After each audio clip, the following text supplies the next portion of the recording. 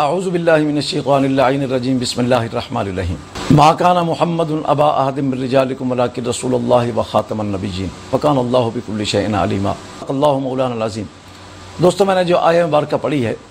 تو اس کا مطلب آپ جانتے ہیں کہ اللہ تبارک و تعالی نے قرآن مجید کے اندر یہ واضح طور پر فرما دیا کہ محبوب سیدنا مولانا محمد مصطفیٰ صلی اللہ تعالی علیہ وآلہ وسلم اللہ تبارک و تعالی کے آخری نبی ہیں، اور آپ کے بعد نبوت کا دروازہ بند ہو چکا، اور حضور نبی بارہا متعدد حدیثوں میں یہ بات واضح ہے اور امت مسلمہ کا اجماع ہے، اور یہی ایمان کل ہے۔ حضور کی ختم نبوت ایمان کل ہے، ایمان کا جزو نہیں بلکہ ایمان کل ہے، بنیاد ہے ایمان کی، کہ حضور نبی کریم علیہ الصلوۃ والسلام کے بعد کوئی نبی کسی قسم کا دنیا میں نہیں آ سکتا۔ حضور خاتم النبیین ہیں، آخری نبی ہیں، قیامت تک میرے مصطفیٰ کریم علیہ الصلوۃ والسلام کی نبوت اور رسالت ہی رہے گی۔ تو ناظرین اکرام، میں بتانا چاہتا ہوں کہ ہمارے پاکستان یا امت مسلمہ کے بیچ میں ایک ایسا گروہ ہے جو قادیانی کہلاتا ہے، اور یہ لوگ حضور نبی کریم علیہ الصلوۃ والسلام کے بعد غلام محمد قادیانی کو اپنا نبی مانتے ہیں، اور اسلام کے روح سے تو یہ کافر مرتد ہیں۔ آئین پاکستان بھی ان کو کافر اور مرتد کہتا ہے، اور یہ عام کافروں کی طرح نہیں ہے۔ عام کافر یہودی ہے، ہندو ہے، عیسائی ہے، سکھ ہے، یہ وہ کافر ہیں جن کو اسلامی معاشرے میں اسلام حقوق دیتا ہے کہ ان کے حق ہیں، اسلامی معاشرے کے اندر، اسلامی ریاست کے اندر ان کے حقوق ہیں، وہ ان کو ریاست دینے کی پابند ہے۔ یہ قرآن مجید کے اندر اور حدیث کے اندر واضح طور پر موجود ہے۔ لیکن مرتد کے لیے کوئی اسلام حق نہیں دیتا مرتد کو، اور مرتد کی کس سزا ہے کہ یا وہ قتل کر دیا جائے یا دیش سے نکال دیا جائے۔ بدقسمتی سے قادیانی فرقہ جو ہے، یہ فرقہ نہیں بلکہ فتنہ، قادیانی فتنہ، یہ اسلام اور پاکستان کا وہ ناسور ہے کہ جنہوں نے آج تک پاکستان میں رہتے ہوئے آئین پاکستان کو تسلیم نہیں کیا۔ آئین پاکستان ان کو کافر کہتا ہے، اقلیت کہتا ہے، یہ اپنے آپ کو کافر نہیں مانتے، اقلیت نہیں مانتے، اور یہ ڈھیٹ ہو کر اپنے آپ کو مسلمان کہتے ہیں، اور مسلمانوں جیسا رہن سہن رکھتے ہیں اور مسلمانوں کو دھوکہ دیتے ہیں۔ اب وقت ہے کہ ان لوگوں کو بے نقاب کیا جائے۔ آئین پاکستان میں کوئی بھی اقلیت کسی کلیدی عہدے پر نہیں بیٹھ سکتا، لیکن یہ لوگ اپنی شناخت کو چھپاتے ہیں، خود کو مسلمان کہتے ہیں، اور ان کا پتہ بھی نہیں چلتا نا کہ نہ تو ان کی شناختی کارڈوں پر لکھا ہوا ہے، نہ ان کی پیشانیوں پر لکھا ہوا ہے۔ کیسے ہم کو، یہ اپنے آپ کو بظاہر نماز بھی پڑھتے ہیں، کلمہ بھی پڑھتے ہیں، سب کچھ کرتے ہیں، لیکن یہ اندرون خانہ اسلام اور پاکستان کے لیے وہ ناسور ہیں کہ جو غلام محمد قادیانی کو معاذ اللہ اپنا نبی مان کر حضور نبی کریم علیہ السلام کی ختم نبوت کا انکار کرتے ہیں اور مرتد و کافر کہلاتے ہیں۔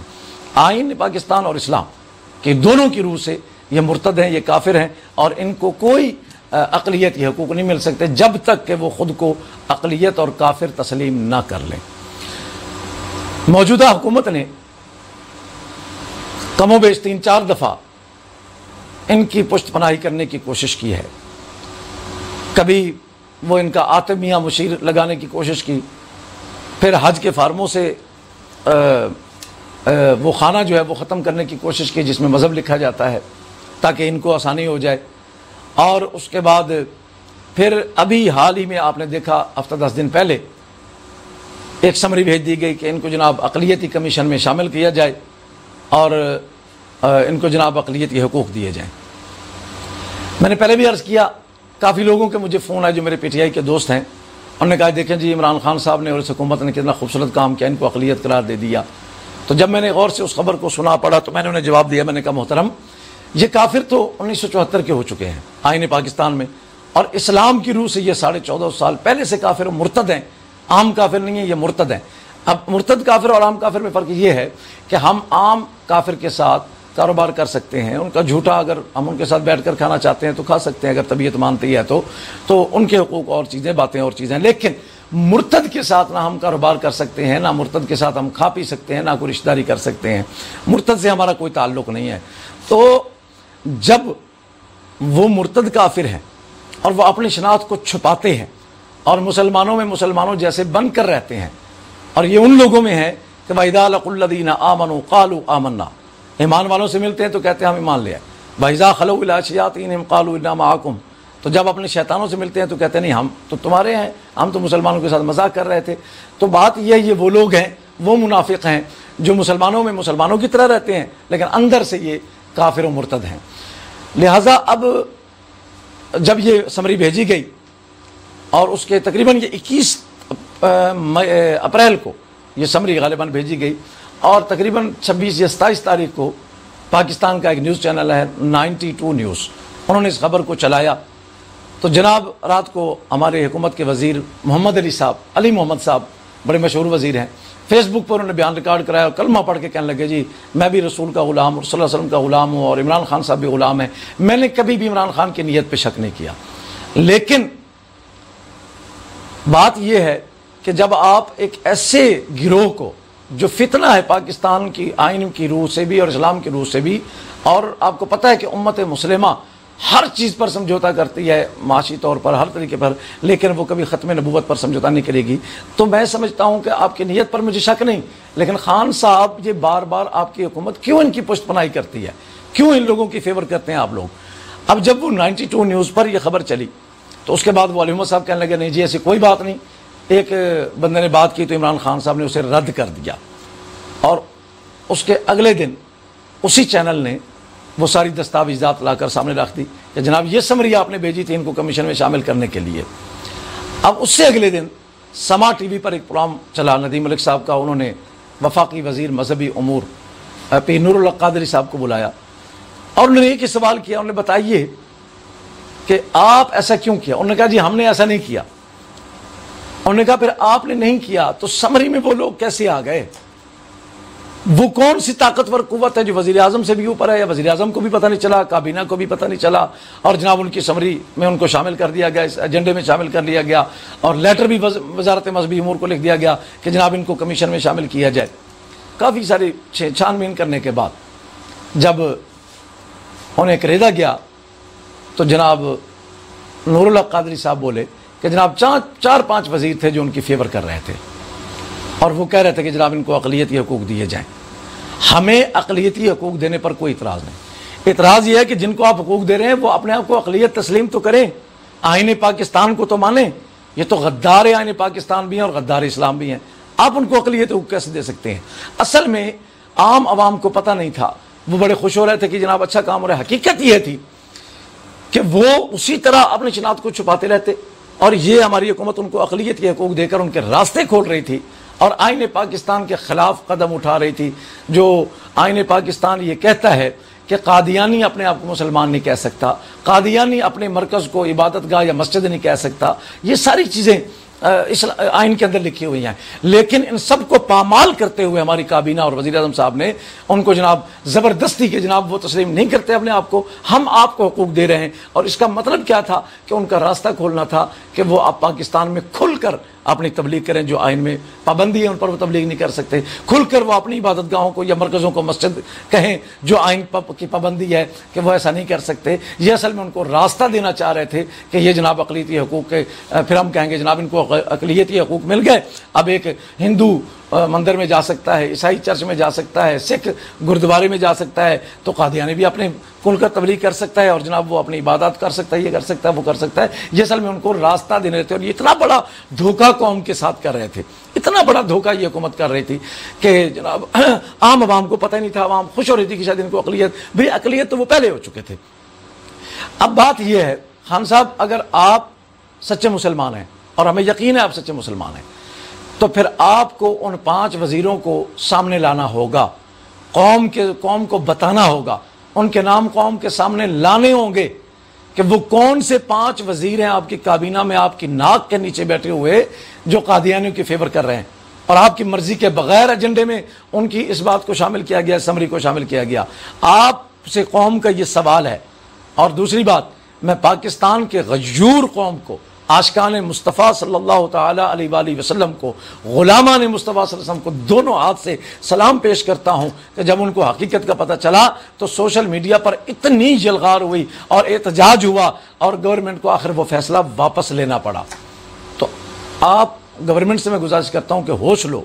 ہوش کے ناخن لو اور عقل کرو، خدا کے لیے تمہیں اور کوئی مسئلے نہیں ملتے؟ جب بھی چھیڑتے ہو تم آ کر مسلمانوں کی دکھتی ہوئی رگ کو چھیڑتے ہو، جس قوم نے تمہیں ووٹ دیے ہیں اور تمہیں کرسی پر بٹھایا، اسی قوم کی دکھتی رگ کو چھیڑتے ہو کہ ختم نبوت پر کوئی مسلمان سمجھوتا نہیں کر سکتا، اور آپ ختم نبوت پر ڈاکہ ڈالنے والے ان مرزائیوں، قادیانوں، مرتدوں، غلیظوں کو ہمیشہ فیور کرنے کی کوشش کرتے ہیں۔ خان صاحب،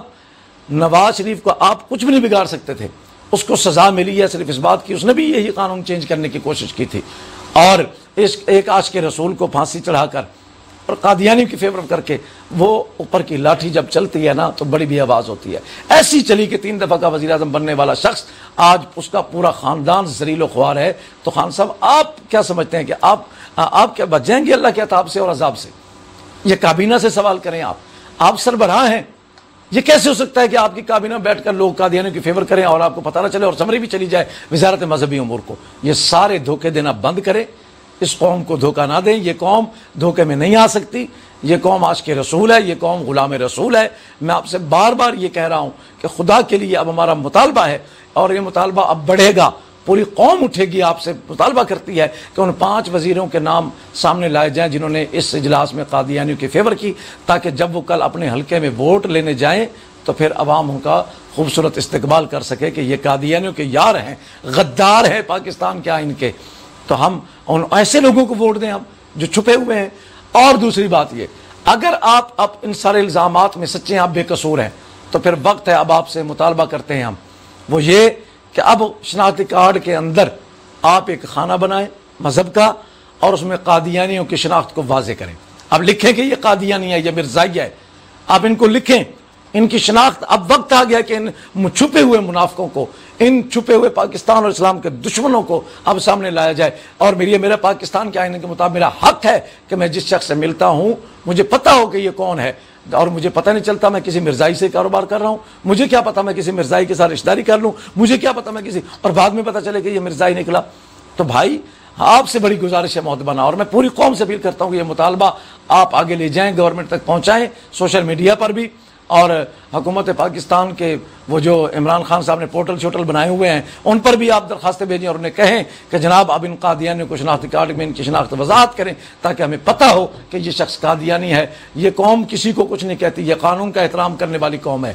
آپ کوئی ان کو خطرہ نہیں ہے۔ اب بھی ہمارے معاشرے میں یہ لوگ رہتے ہیں، ہمیں پتہ ہے کون کہاں قاضی بیٹھا ہوگا اپنے اپنے علاقوں میں، لیکن کیا کبھی ان کے ساتھ کسی نے کوئی زیادتی کی؟ کچھ نہیں ہوتا انشاءاللہ تعالی۔ بس ہاں، اس کا بلکہ فائدہ ہوگا جب آپ ان کی شناخت واضح کر دیں گے تو ہمیں پتہ چل جائے گا کہ یہ فلاں لوگ جو ہیں یہ قادیانی ہیں، یا نہیں پتہ چلے گا، کم از کم ہم جب کسی کے ساتھ ملنا جلنا اٹھنا بیٹھنا شروع کریں گے تو ہمیں پتہ ہونا چاہیے کہ یہ قادیانی ہے۔ ہمارے یہ مطالبے ہیں آپ سے، براہ کرم آپ ان مطالبوں کو فوراً پورا کریں۔ اگر آپ ایسا نہیں کریں گے تو پھر ہمیں آپ کی نیت پر بھی شک ہوگا کہ خدا نخواستہ آپ ان لوگوں کے فیور کرتے ہیں اور ان لوگوں کی پشت پناہی کرتے ہیں، ان کو آگے لانے کی کوشش کرتے ہیں، تو کوئی نہ کوئی پھر دال میں کالا ہے۔ دوستو، آپ کافر یہودی ہندو کے ساتھ کاروبار کر سکتے ہیں،